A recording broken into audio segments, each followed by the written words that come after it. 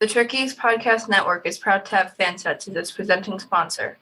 Fansets is the home for amazing pin collectibles with over 300 officially licensed Star Trek pins and new releases every month.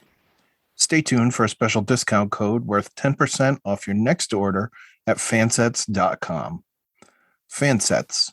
Our pins have character.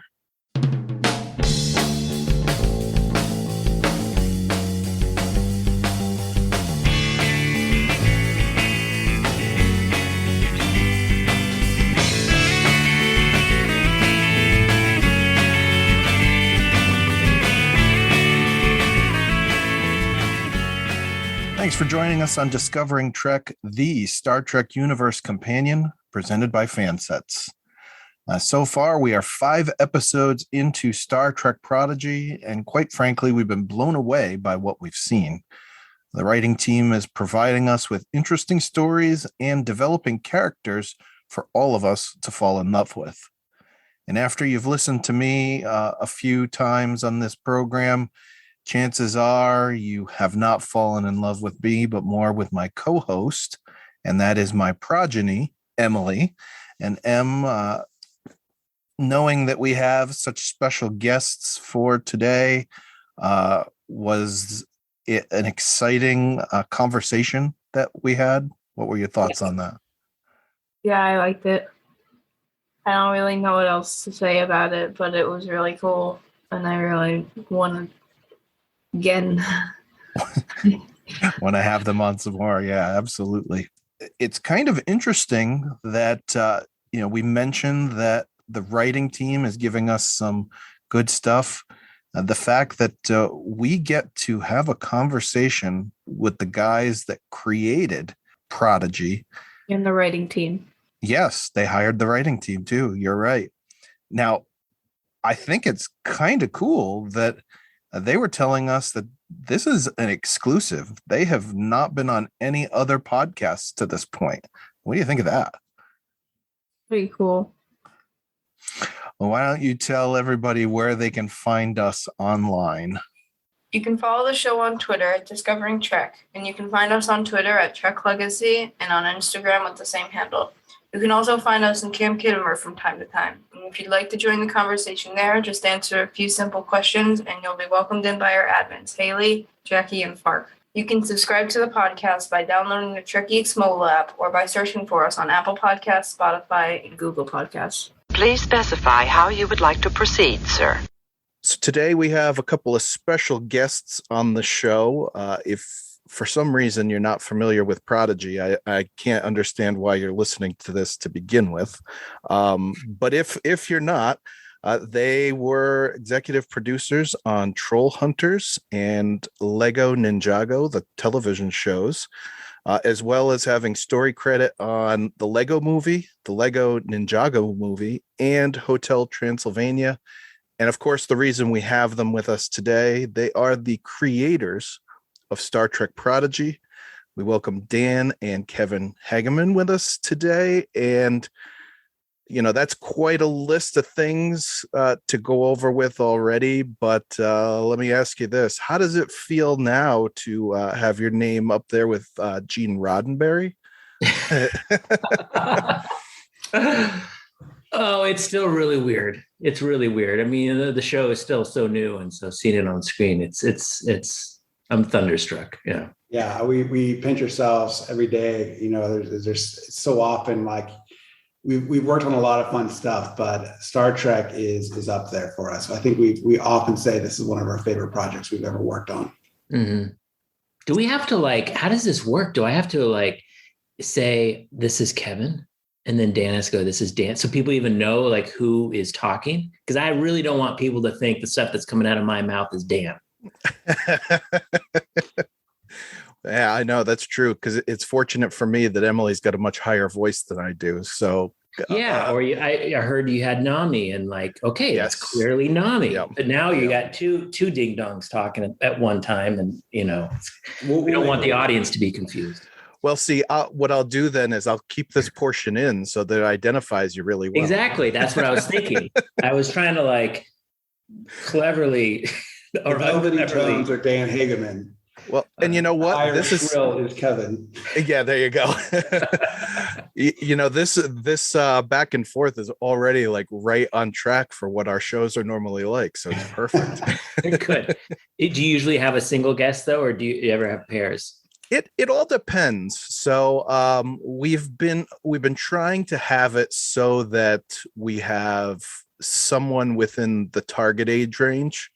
And if that's the case, we try to have either a parent or some other family member on with them. Like we had a couple episodes ago, we had it was 12, I believe, and his uncle was on with him. His uncle's a Trek fan. We had my podcast partner from another podcast and his son on. He's a year younger than Emilie. Kevin would know this stuff if he does his homework, and I'm the one who does the homework. I've again, Kevin's. I like to improvise. Yeah. Hey, I have learned very early on in podcasting that, not everyone is going to be listening to everything that you say. I mean, we've had people on our other podcasts that are like, all right, so what do you guys do? What's your show like? And you got to run them through the whole gambit. So it is not a word. You guys are my first Prodigy podcast that I listen to. So right when you guys drop it, I'm on it. Kevin's slow on the take. I'm not. I don't do a lot of podcasts, or I listen to a lot of podcasts yet. It's still, this is all very foreign, new, exciting territory for me. Well, I'll tell you something. I don't listen to our podcast except for when I'm editing it. Once it's edited, that's the last time I listen to it.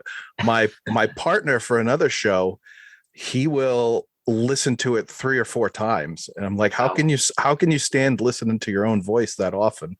But that's tough. Yeah, oftentimes we won't watch our shows on television just because it's like we've seen it, 13 or 30 different types of ways, to get it there. You're just like, okay. I know what's happening. Right. Yeah.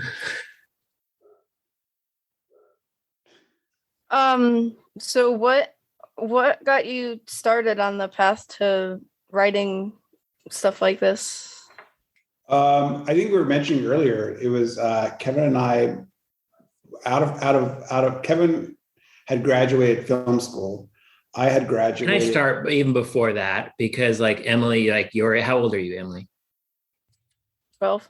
12. So yeah, like probably around 14, my dad came home with a video camera, and like he really never used it much, I was pretty bad at soccer, and filming the soccer games wasn't that exciting. So we started making movies in our basement with our video camera, and that's what got us going into making stuff. See, a video camera is what we used before smartphones. Yeah. So Kevin kind of got onto the track of the guy behind the camera. I would be in a lot of his movies. I remember one time I was a senior in college, and he was doing a film graduation project, whatever, called The Dwellers. Yes. And We're Dawn of the Dwellers. And he's like, Dan, I need you to shave your eyebrows. I'm like, I don't know about that. It's for cinema, Dan. It's for cinema. It's art. Yeah. I think he's like, no, it's Dad's video camera. Yeah. I talked him out of that, but I think I was some like underground guy, creepy guy without eyebrows. But no, out of college, I moved in with Kevin, and I don't think we didn't grow up wanting to be writers. I don't think we were very good at writing. No, can I say when I went to college, I had a screenwriting course, and I was like, I'm not going to become a writer. So I didn't take it seriously. And I got like a barely passing grade of like a C. And I actually went to college. I was curious about doing film scoring. And when Kevin said out of his college, when he's like, how am I going to make a movie if no one's going to give me millions of dollars? And I said, don't tell me that. Cause I'm like, who's going to hire me to do music if you can't hire me? And we're like, maybe we should write something. And so early on, we were living together and we were just writing for fun. And very fortunately, we had a script that got a lot of attention very quickly. This was back in 2002. And that was the first place where we're like, oh my gosh, we could actually do this thing. So have you guys been a writing tandem the whole time then, pretty much? Nothing independent of each other?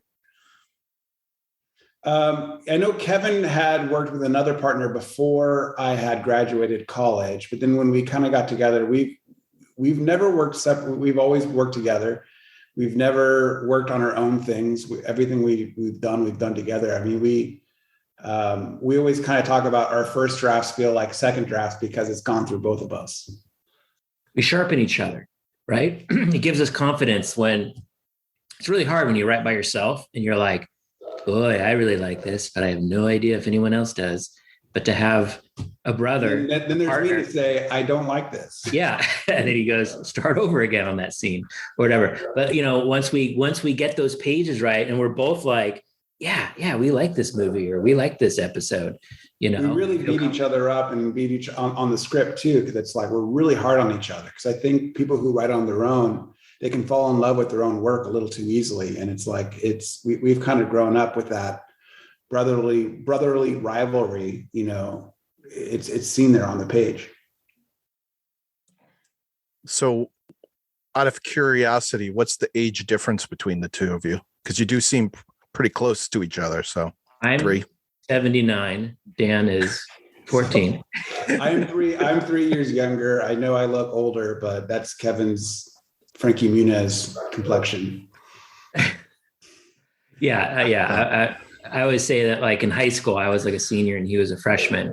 So there was like, when we were in our youth, there's a little bit of an age difference, because that's a bigger gap when you're at that age. Right. But still, we grew up in Oregon and it was raining all the time. So you couldn't do much outside. You're indoors and we were shooting movies or making like our own Dungeon and Dragon games and like just entertaining Nerf wars or just, Oh my gosh. That was my favorite. We would turn the lights off, put opera music on, and do Nerf battles. That was like, I think it was like the John Woo era. Yeah, it was like John Woo style. Nice. Opera. Nice. Yeah.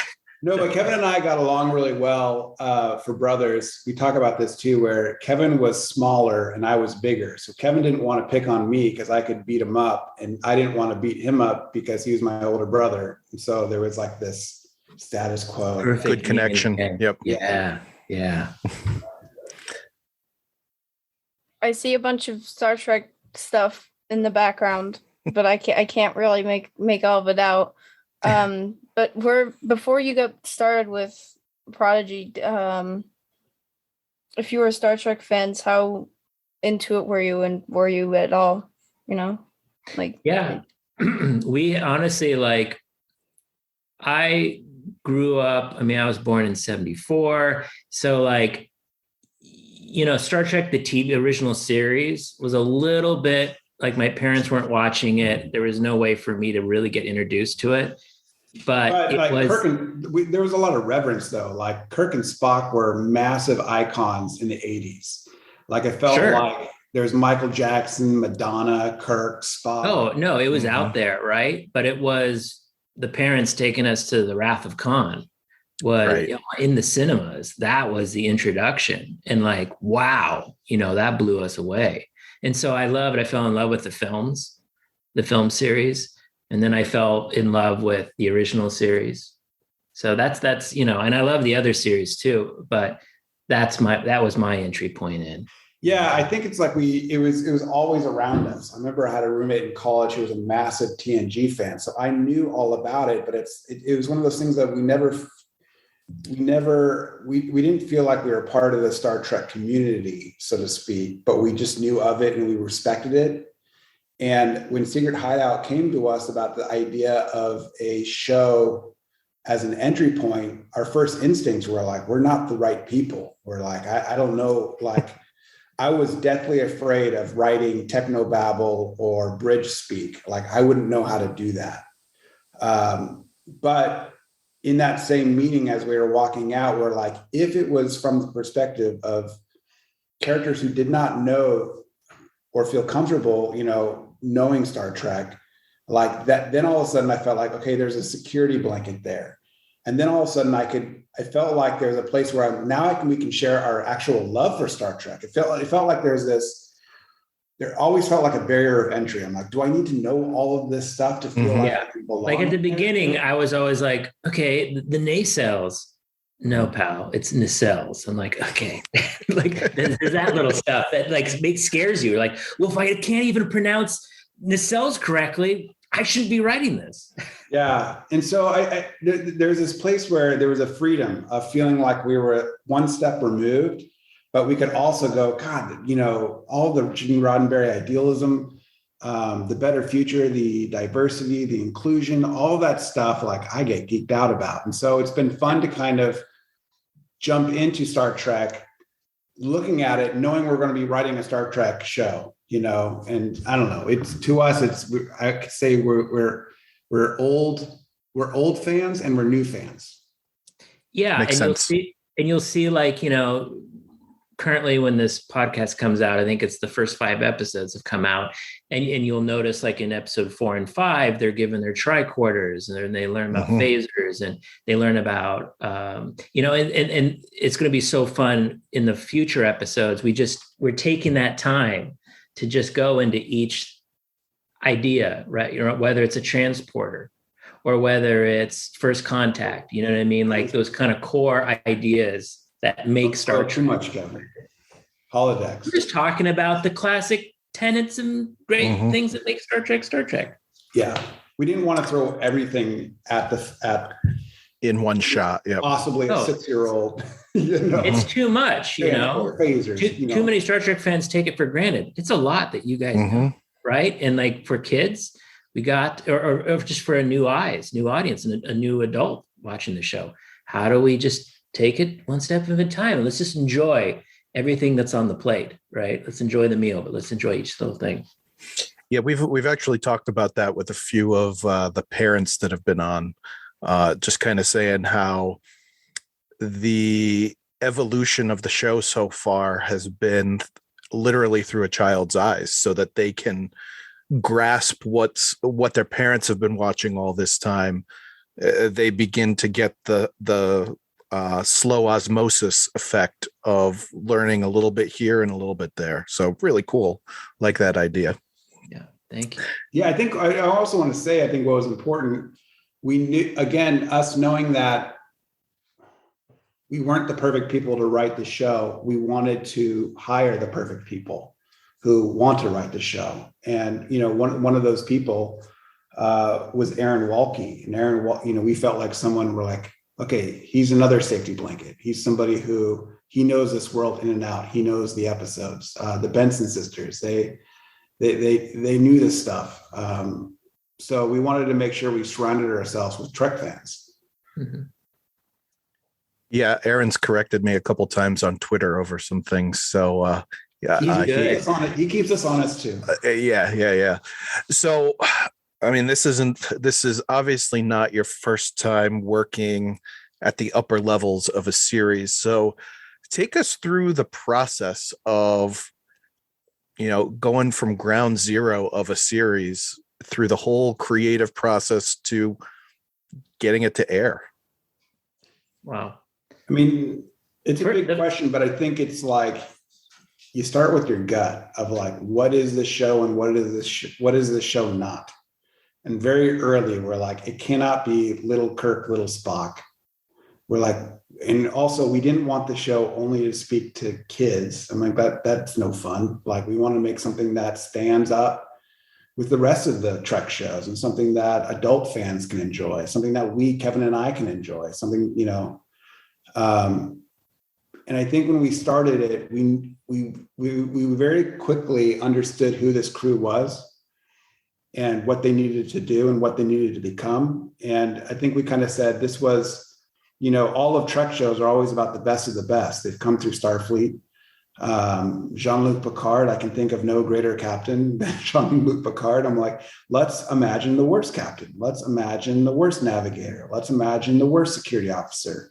But then let's see them grow, because to us, character evolution. Let's see them grow into that, though. Yeah, like really, let's watch them become great. Let's enjoy that process. Yeah.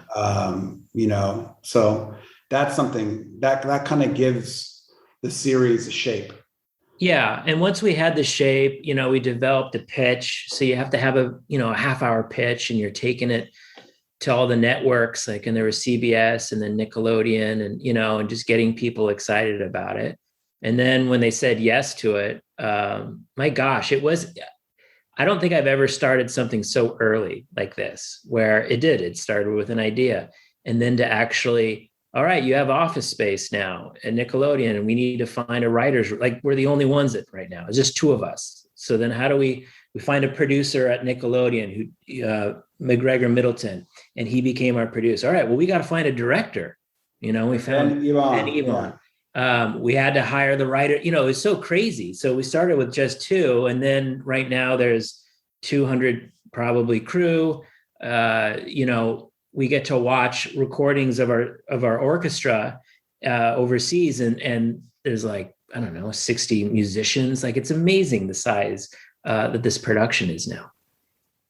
But I think what's great is I think almost within the first week of us talking about what the story could be, we knew what would happen in episode 1. They find the ship. We knew what would happen in episode 5. Gwen makes a choice. We knew what happens in episode 10, yada, yada, yada. We know what happens in episode 20. Yeah. And we felt like we knew, and I will say this, we cannot wait for everybody to see what happens in season 1. It is, I don't know, it's great. So it's dramatic, yeah. And now we're deep in season 2.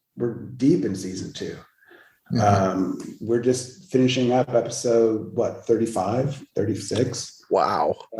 So we're animating, we just finished animating 5 and 6 and 7. We're, over there, yet we're also writing end of season 2 right now. So it is kind of crazy. It's just a lot of fun to see what people are people loving rock, people loving Murph. We love it because it's we are seeing where these characters are going way down the road. We're the Cation child. Everyone talking about the Cation child. And so we're okay, great. Yes, we care about, her too. And don't worry, folks, you will see her again, but you never, there's just surprises, right, Dan? Things that you don't expect. Yeah. How do you come up with the ideas for all of that? I think a lot of it is we knew this is introduction of Trek. So you're you want to hit the greatest hits, that's why very early on, episode 3, you're food replicator, get a food replicator in there. Transporter, you can't just you think about episode 4, it's the away mission. Kev, don't be spoiling, Kevin. This stuff is going to be coming out before. Okay, but it's not hard to guess that they're going to discover transport. They're going to discover a holodeck. They're going to discover. Oh, Dan, now you're spoiling things. I know. The typical stuff that's on a ship. Yeah. Yeah, we can't do our show without a holodeck. But what's fun is they have no idea what a holodeck is. So we're going to have some fun, Well, but yeah, like Dan was saying, the greatest hits, not only just with the, with the elements that make up Star Trek, but the stories that make up Star Trek. There's so many great stories through all the different series, and some of them are mysteries. Some of them are, monster movies in essence, right? Some of them are, the big philosophical debates, there's all these different kinds of Star Trek episodes. And so we definitely, I think you'll see in season 1, they're all very inspired by something that you love. The greatest hits. Yeah. And then in terms of character, as a room, you just sit there and you talk about rock talk and you boil things down. You're she represents empathy. She's the empathetic one. So what would she do in this situation? Dal is Dal could be described as a lot of things, but he's not ready. So how does Dal? Selfish? Yep, he's selfish. He's very ego But I think what you're going to see is we're going to dive deeper into the characters in season 1, and you're going to see why he's that way. Why he's like that. He's and untrustful. Personally, I love untrustful of any authority figure. Yeah, I love him. Like at the beginning, you might think he's a little prick, but then you understand the background of what he grew up with, and you're like, oh, self-preservation. I get it. I love this kid. Yeah, one of the things that we've said, I think over and over again on the show with Dal is that we're seeing him at his worst right now, so that we can really appreciate him once he reaches his best, his highest potential. And you know what it is? The core is there, and the core is even there in the pilot where he doesn't give up hope, which is like the fundamental Starfleet ideal. He's a guy that no matter how bad things get, the dude's not going to give up. So it's a lot of fun. I think early on we're like, we like these characters. Murph was a late addition. Murph was a real late addition. Murph was a joke. Murph was, let's give him a blobbity blob, And because I think it started with Dal. He gets sent to the surface and stuff, and then he comes back and he finds out he was replaced. Like they found someone to replace him, and it was just this.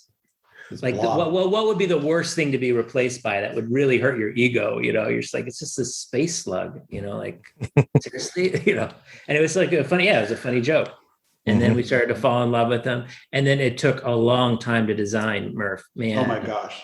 I can't wait for like an Art of Prodigy book to come out. And we will have a chapter devoted to the different versions of Murph. And I think the trajectory of Murph changed where like Heather Caden's like, shouldn't Murph actually be cute?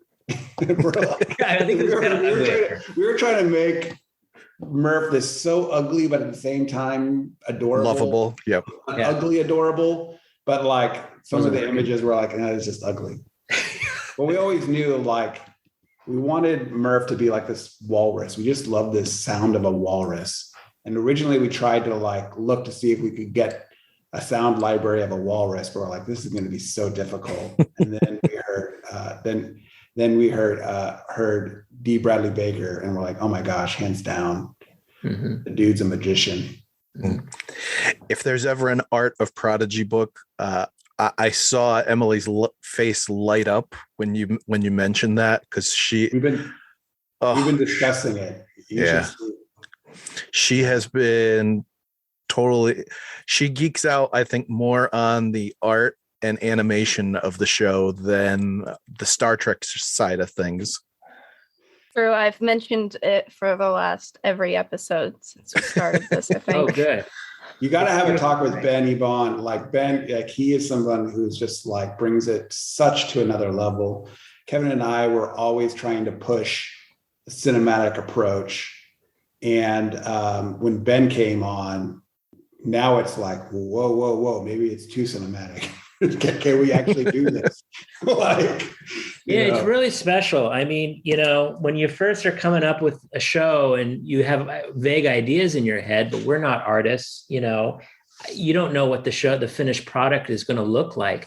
And when you think about animation today, so much animation is very Disney inspired, very Pixar, very big round faces, giant eyes, very caricaturish, and there's so nothing wrong happy. with it, but it just feels there's like nothing wrong with it. The market is crowded with it, where it doesn't it doesn't excite you. I always feel like the element of surprise, something new, always feels like Spider-Verse, really had a gorgeous look to it, and it was fresh and original. And so when Ben started doing art for us, we're like, oh my gosh, yes, like we're going to make this feel special and different, And we all gravitate towards like just seeing a character breathe.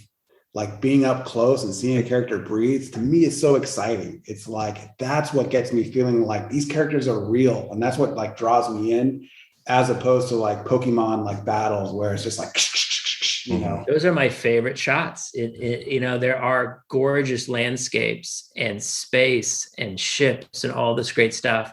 But when I see that close up of like Dal's face and his big eyes, and you see that hope and that innocence in his eyes. Or like Rock smiling in the pilot when the elevator goes down. I'm just like, I love that. Yeah, Gwen, there's close-ups of Gwen and just her lips, just her mouth as she says something. You're like, God, that's just real.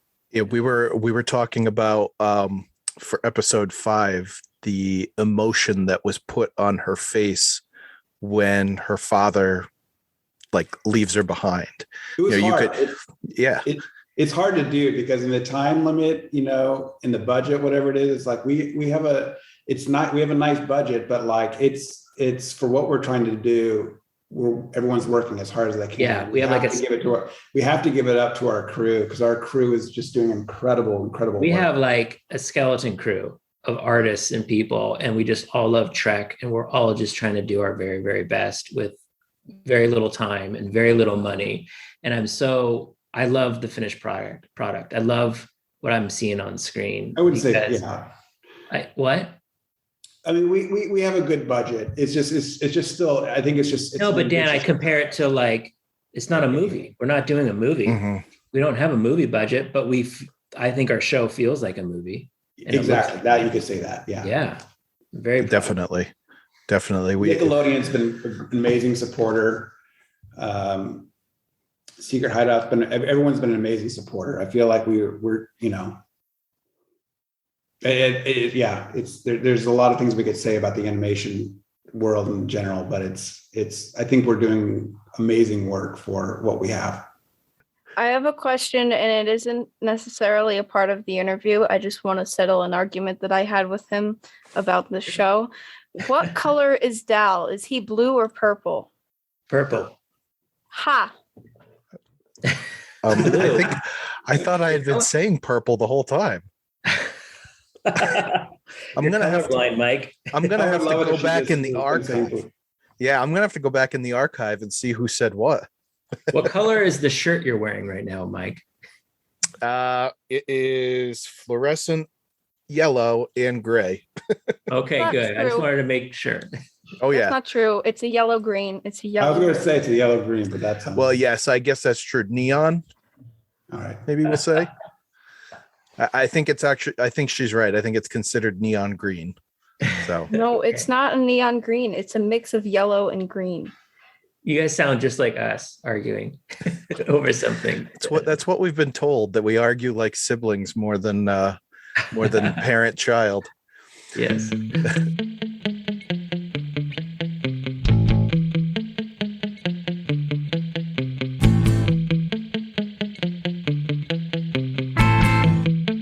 We'd like to take a moment to talk about Fansets, the presenting sponsor of the Trek Geeks Podcast Network.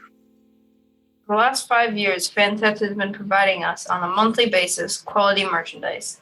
In addition to Star Trek, they continue to acquire licenses for all different types of fandoms, including Scooby-Doo, DC Comics, Batman 66, Harry Potter, and Rick and Morty. Now, Prodigy, obviously, is another in the line of Star Trek animated series. And Fansets has recently devoted a lot of time to the past and current animated series. The Women of Trek series just recently released Beckett Mariner and Lieutenant Maress to their line, and their latest release is the micro crew versions of Will Riker and Deanna Troi as depicted in Lower Decks. Keep an eye on fansets.com for those and over 300 officially licensed Star Trek pins, including the Delta's Done Right collection, which recently had the Wrath of Khan pin and magnet released, as well as more microcrew pins, episode pins, and many other great designs. So as another person on this network would say, go to fansets.com and put a whole bunch of pins in your cart. As a listener to the show, you can receive 10% off your next order from Fansets by using the code Discovering Trek at checkout. And remember that you receive free shipping in the U.S. on orders $30 or more. Fansets. Our pins have character. And we thank Fansets for being the presenting sponsor of the Trek Geeks Podcast Network.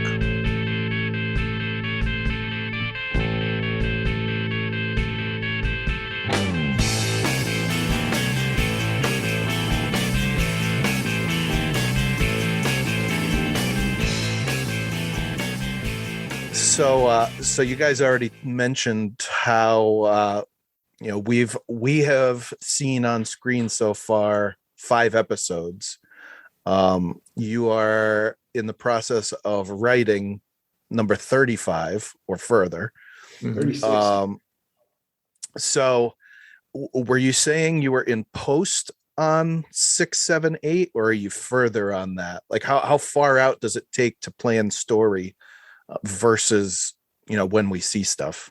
No, we're working to clean up. Yeah, we're working on the next 5 episodes still. Okay. But the window though, Dan, like when we wrote, so it was over a year ago when we wrote, season 1, early season. Season 1 wrapped before COVID, right when COVID was hitting. Oh, wow. We finished writing season 1. So it takes a long time because, from the script, it goes to the board artists, right? Mm-hmm. And we get a director and board artist and they start penciling it in, and it takes different stages to get it as clean as possible.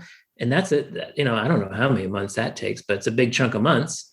And then once that's done, then it goes and gets animated, right? Well, before that though, you're making the sets, you're making the props, you're making you make every single thing. It's like a 2 to 3 year process. Like it's a long time. Takes a long time. Yeah.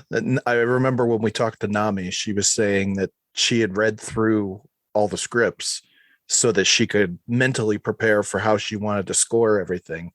But then, you still have to see what's happening in order to, as she was saying, kind of put the emotion into the music. So yeah, I mean, Nami knows this, but I just wanted to go on record how much we love Nami. So she's a maestro. She's just brilliant what she does. I remember in the pilot when Dal and Rock first find the protostar ship at the end of episode 1, she sent us this music that was pretty much very close to what you were hearing.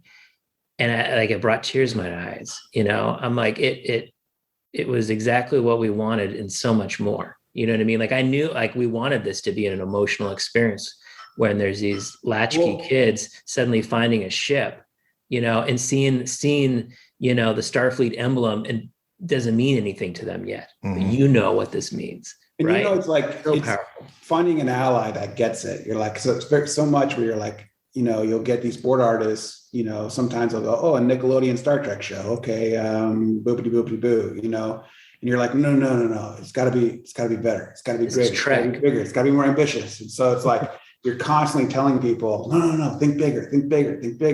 And then Nami comes in, you're like, that's it. That's it. She gets it. Yeah. True talent and a true Trekkie. So yeah. Cool. Is it complicated to make sure that you're not contradicting something that's already come up in the Star Trek universe? Yeah, we have David Mack has helped us quite a bit. You want to have multiple layers of safety nets. Like we have a writer's room. We have, because it's too impossible to have it all in your head, to know every little thing, to know make sure every sound effect is correct, or to make sure, we'll do meetings with we'll do meetings with the other showrunners where you're like, we're using Okana. You're like, well, how are you using Okana? Well, we're using him this way. And we try not to step on each other's toes, But I love, we have David Mack, who's this wonderful, he'll read our scripts and go, oh, instead of the dilithium coupler, what if it's the dilithium matrix or whatever, right? Mm-hmm. Finds these wonderful little things that we're like, oh, okay. And then we have Dr. Erin McDonald, who is our PhD sort of science expert, right? Consultant. And I love it. She loves how science-based our show is, and we want to be true to science. And she's totally there to help us, whether it's a dying star in the episode Starstruck or whatnot, or all these other things. She's been a true blessing. And, we want kids to be inspired, not just by the fun adventure in the science fiction, but by the science. Yeah. So they're learning something as well. Oh yeah. Yeah.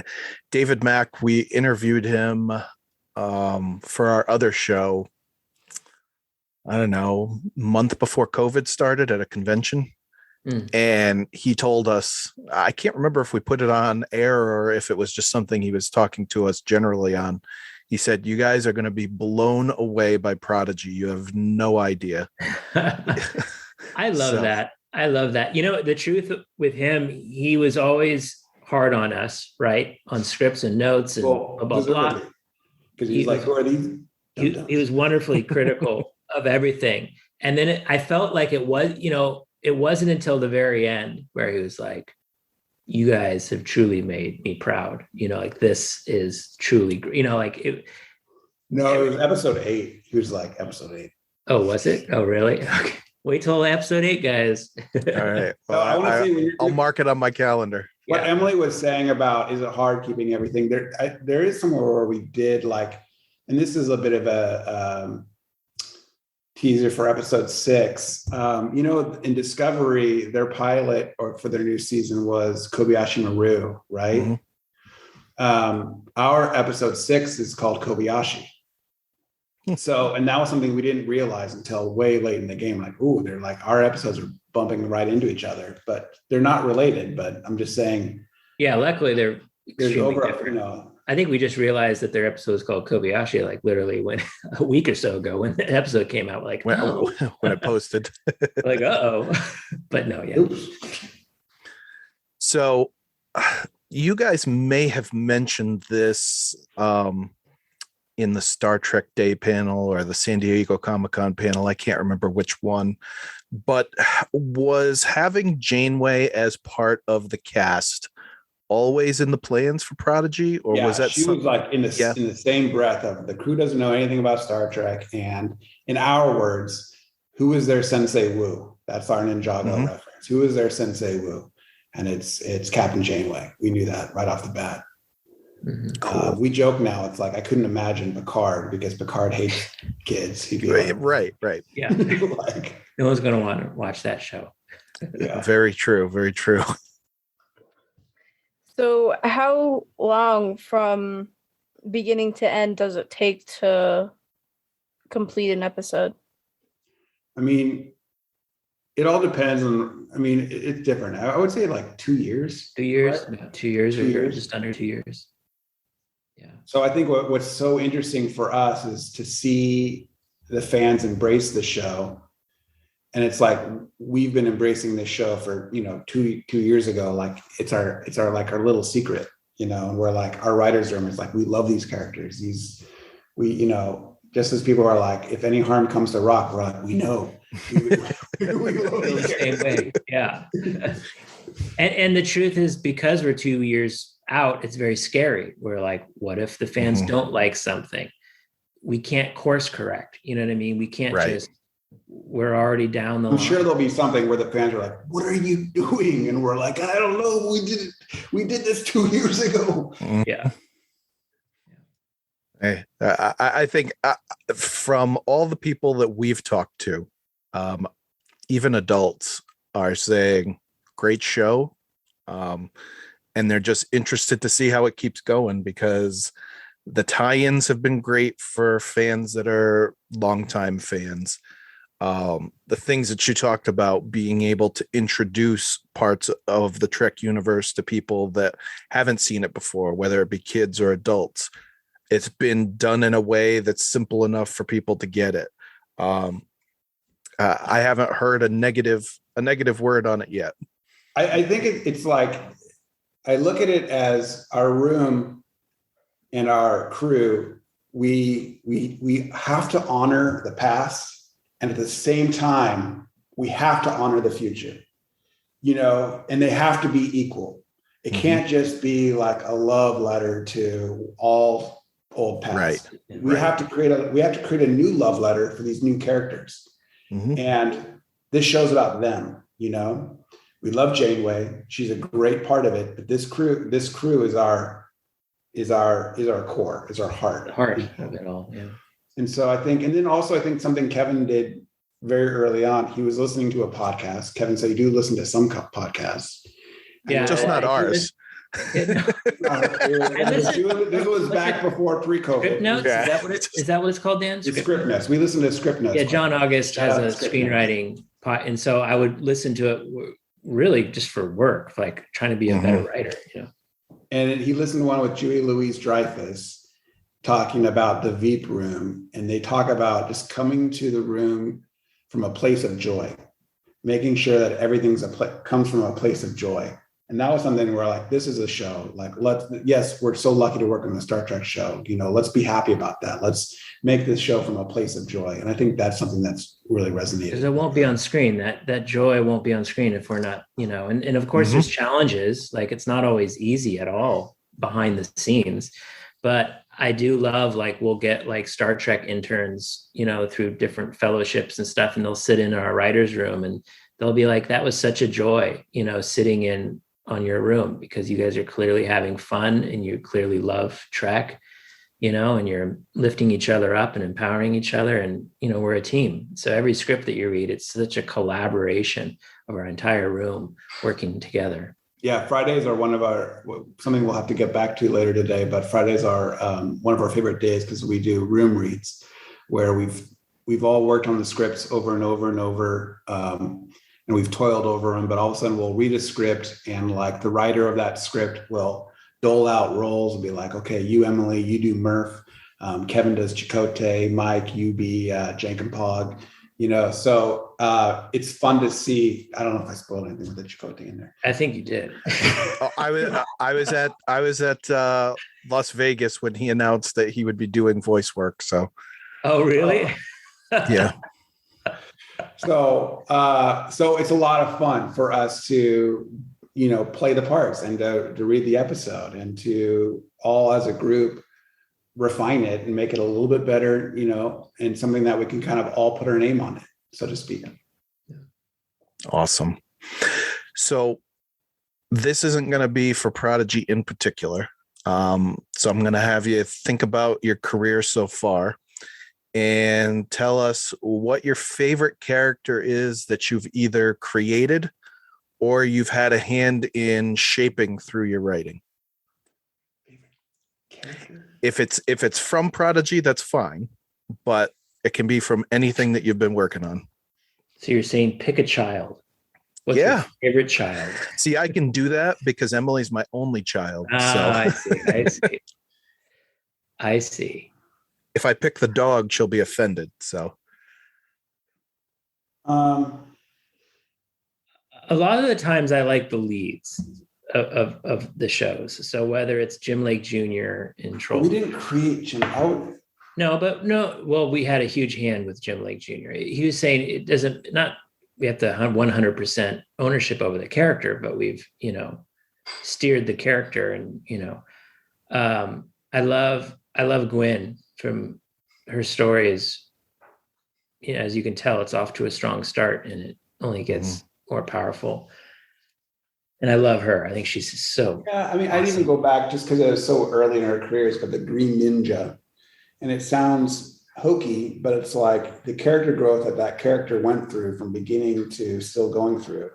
Like they're on like season 15 of Ninja right now. Like it's endured because of the characters, and so I think that's something I'm really, really proud of, is that we're always creating characters who evolve.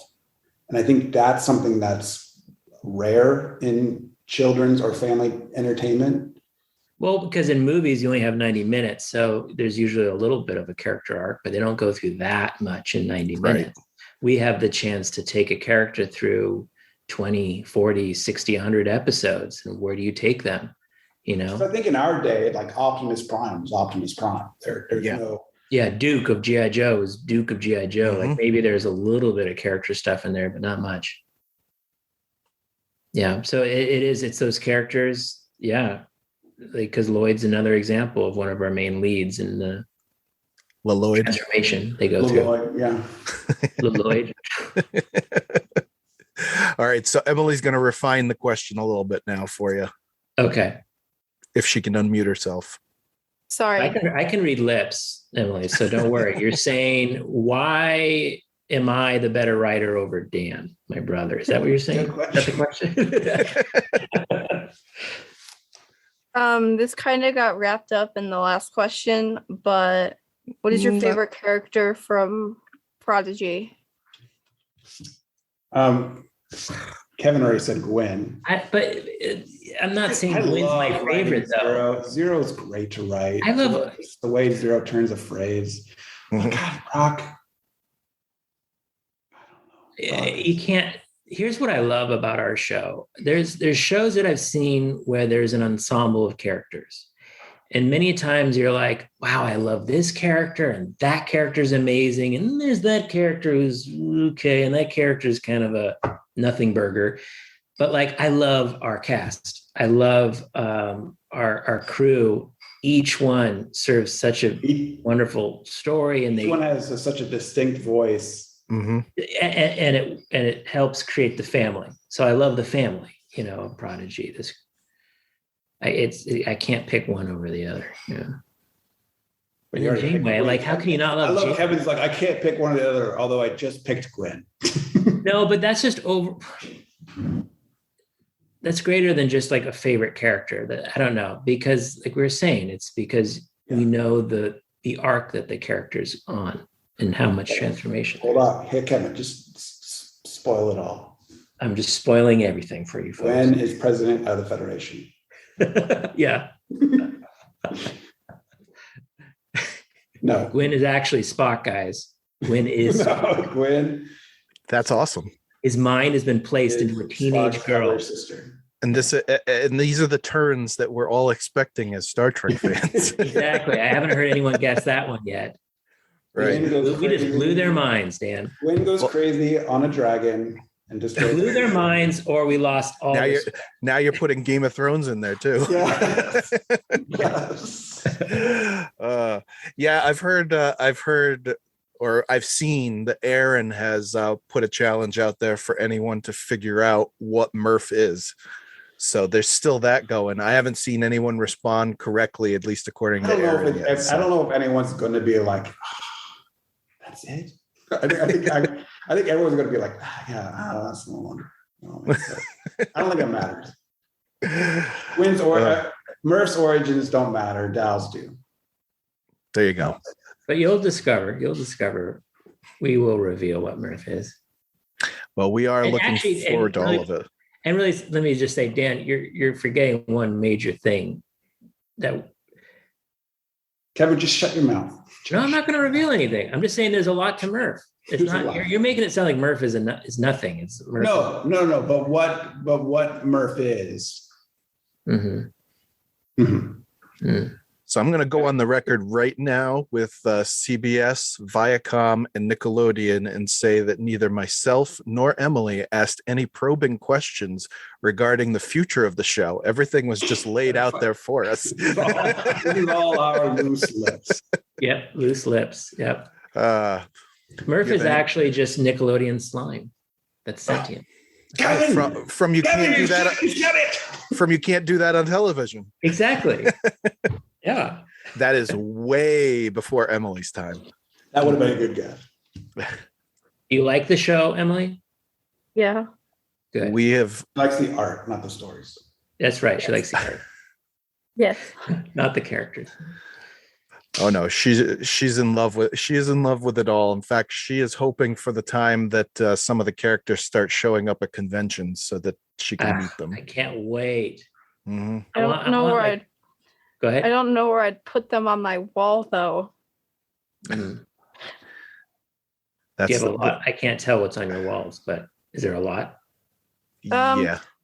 Well, not right now. She just redid her walls. So yeah, I have a wall that has a mural on it. I have a wall that has like 5 different shelves. That wall has a cork board. And then there's 2 spots that have been taken up by posters. So I have no room, and I have like 3 different shelves over there that's just full of autographs. And then there's still more on another shelf. So let's say you found a little spot on a wall and you had a poster of one of the Prodigy characters. Which one would it be for you? Ooh. Do you have a favorite? The tables have been turned. Yeah, I think she does have a favorite. She's told me who it is. I think it's wrong. Oh, I don't know. No, that's me. That's me. Yeah. I don't know. You want to be Rock's father and make. You told me it was Gwen. I like Gwen. It evolves. Your character. It does. Of which you like will evolve. Exactly. You're going to learn more about each character, and Zero might suddenly become your favorite all of a sudden. When you know more about Zero. So I think what's great is like early on we did tests with kids, and it was one of my favorite things was just seeing the kids love each of the different characters. It wasn't like everyone loves Dal or everyone loves Gwen, But every time someone goes, I love Jenkin, you're like, really? You're like, but even Jenkin gets some love. Even Jenkin gets some love. Well, we both love Jason Mantzoukas, so yeah, he's fantastic. He was someone early on who were like, it's got to be Jason Mantzoukas. Yeah, there's no one else can do Jenkin. And see, when I heard him announced as one of the voices, I was like, wow, where is that going to go? Knowing Derek and Adrian Pimento and what's the Parks and Rec character, Em? What is Jason Mantzoukas? Daniel. Yes. Dennis Feinstein. Dennis Feinstein. Yep. Thinking of those three, and I'm like, how is he going to translate to a kid's show? But it's perfect. It's perfect. It really is. Yeah, his voice and Angus Emery's voice. I remember we were very Angus we were the one who brought that up to casting. We're like, find this guy. His name's Angus Emery. He did a voice in The Kid Who Would Be King. He played young Merlin, because we were trying to figure out like with Sir Patrick Stewart. How do you do an androgynous voice that's high-minded, that sounds a little different, and as soon as you hear Angus Emery, you're like, that's Zero. We can't thank you guys enough for spending some time with us today. I know Emilie's been really looking forward to this. As soon as she found out that you were following us on Twitter. We're big fans. So huge fans. Well, and at the junket, we had one of the guys from our network ask a question for her. And he, like, all of a sudden I get this message from him and he's like, they said they know who Emilie is. I'm like, that's pretty cool. So I told her, she's like, wow, well, what are you talking about? So, yeah. Well, I always feel like I'm in debt because I spelled your name wrong. And I feel like, I spelled your name wrong. I spelled like one of our first fans' names wrong. Like now we owe you a debt of gratitude for life. You are forgiven because her grandfather spells her name wrong. So okay. And he will be listening to this, so I think he'll spell it right. Actually, he always blames it on his voice to text. So again, thank you very much. We are so thrilled to have been able to take some time today and chat with you about this baby of yours, this child of yours that we're all getting to enjoy. Well, I want to say how thrilled we are to listen to your show and to have people who like our show, and to share. And like, I love the consideration you guys put to it. I love it when you guys put our feet to the fire. Like, it's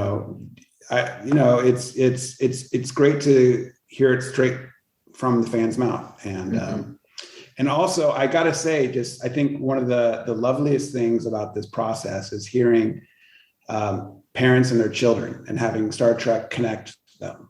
And I think that's the thing that honestly is like welled us up at times, where you're just like, it is so awesome to literally have a show bring families together.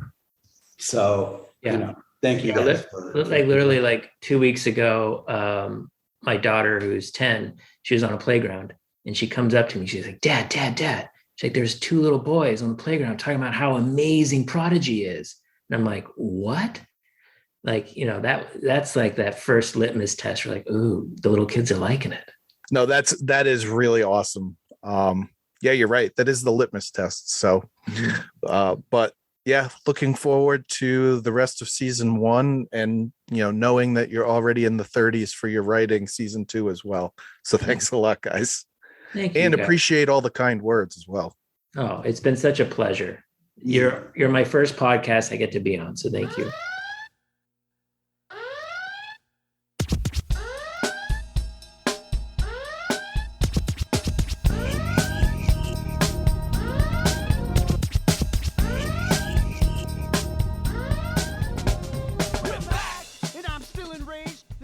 Don't forget that you can support Discovering Trek and the Trek Geeks Podcast Network by subscribing to bonus content on Patreon. Get access to unedited audio of all our podcasts and a lot of other perks. If you'd like to support this and the other member podcast of the Trek Geeks Podcast Network, beam on over to patreon.com/TrekGeeks, where subscriptions start as low as $2 a month. And for more great Star Trek discussion, check out the aforementioned member podcasts on the network. In addition to Discovering Trek, there's Trek Geeks, Rewind, Politrex, 5-Year Mission, Deep Space Pride, Infinite Trek, The Divine Treasury, Sci-Fi Sisters, and the newest shows Drawn to Trek, Science Station 2, and With the First Link. You can find all these shows and where to listen on trekgeeks.com/listen or by downloading the Trek Geeks mobile app. The Trek Geeks Podcast Network. No one talks Trek like we do. So this was a really fun and enlightening conversation that we had with Dan and Kevin. And as you know, you never know who else might stop by to visit our corner of Podfleet Command. Our regular episode synopses will return in January with episode 6 of Prodigy. But you want to make sure that you keep tuning in to Discovering Trek for the breakdown of Discovery for more Star Trek episode discussions. Until next time, never stop discovering. Music for Discovering Trek is provided by 5-Year Mission. They're writing an original song for each episode of Star Trek. Hear more of their music at 5yearmission.net. Discovering Trek is a production of Coconut Media Works. Executive producers Bill Smith and Dan Davidson. For more great Star Trek discussion, discover the other shows of the Trek Geeks Podcast Network at trekgeeks.com or find us in Apple Podcasts, Spotify, or your favorite podcast app.